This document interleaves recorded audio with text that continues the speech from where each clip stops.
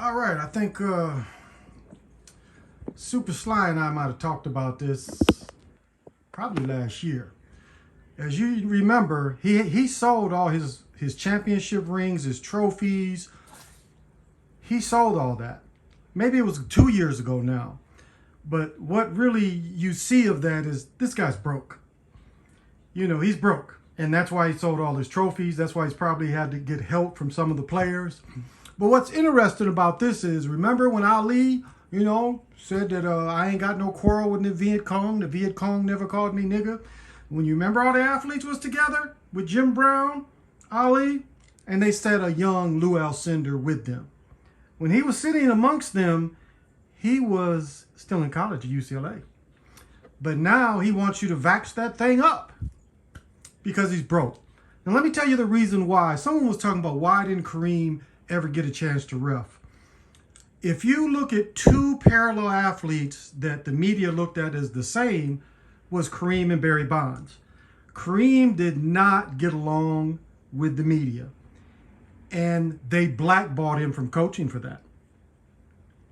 Now, as far as I know, he got along with the Bus family. He had some problems in Milwaukee, but it was the writers. Him not getting along with the writers is the real reason why he wasn't allowed to coach. Now, I don't know how writers had so much influence, but he was looked at as a discontented person. But now you see why he's with them. You see why he took vaxxed that thing up.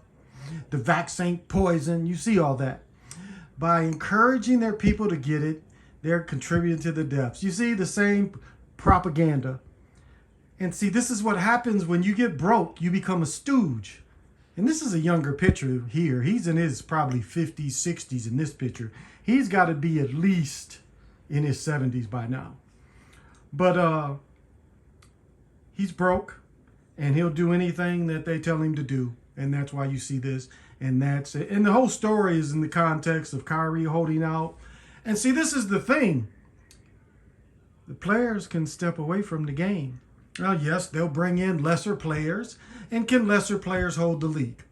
If the players all stood with Kyrie, stood with Wiggins, but we got a lot of sellouts, the main sellout would be LeBron. We remember the NFL, the two people that broke the NFL, while the NFL has such shitty contracts, is Joe Montana and Lawrence Taylor.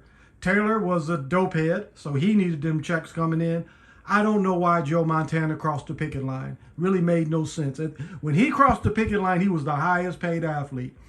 But that is why the NFL has the worst union right now, because of Lawrence Taylor and Joe Montana. And no one slams Joe Montana for that.